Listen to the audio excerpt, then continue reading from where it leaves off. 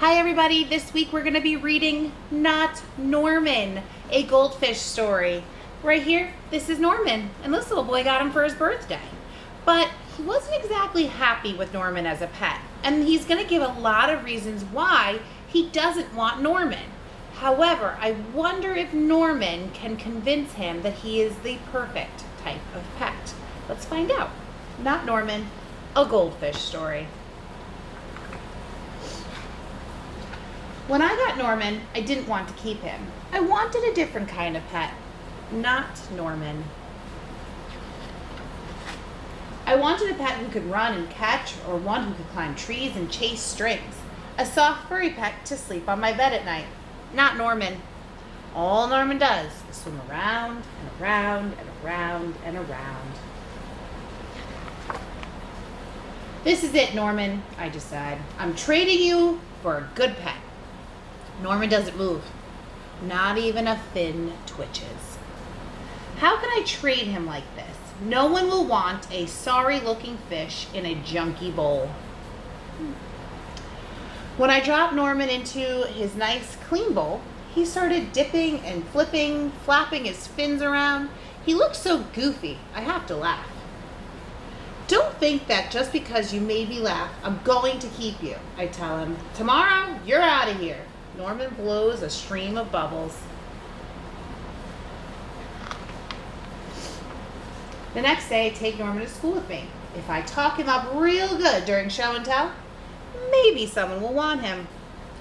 On the way there, we see my friend Austin. Austin has a real cool dog and 7 puppies.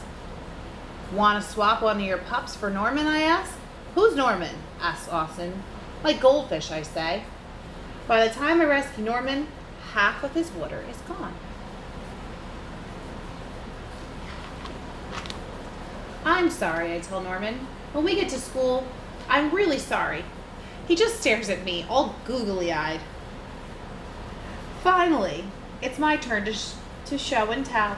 Just as I start to talk about goldfish, Emily shouts, "Jenny's gone! Who let my snake loose?" Uh-oh.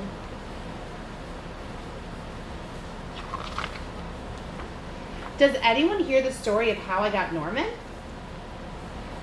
Does anyone even ask to hold his bowl? No.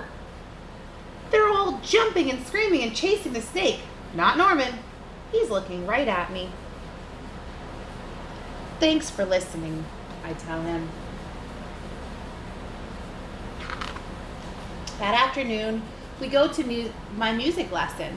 As soon as it's over, I'm taking Norman back to the pet store.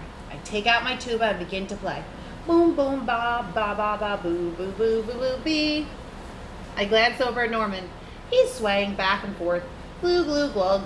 He mouths. Look, Norman's singing, I say. Pay attention, snaps Maestro, and try to play the proper notes.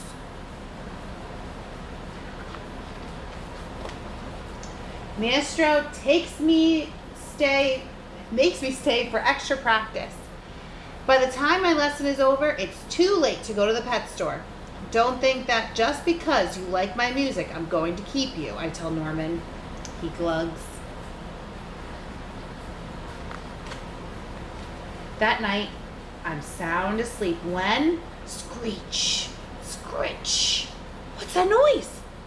Scratch, scritch, screech. Yikes, there's something at my window. Then, out of the corner of my eye, I spot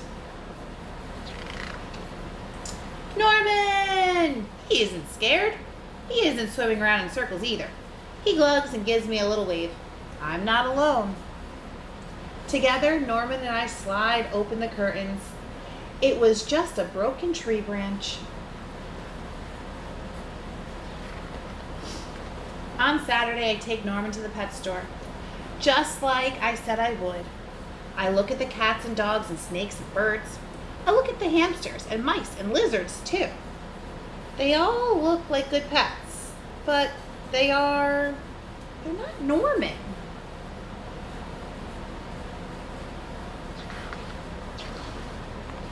When I got Norman, I wasn't sure I wanted to keep him.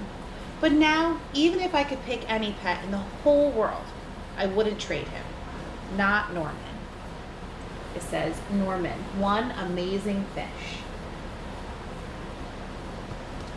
So he ended up keeping Norman at the end, and there was a lot of reasons why he kept Norman. So think about, why did he keep Norman? What were some of those really good reasons? I hope you enjoyed the story.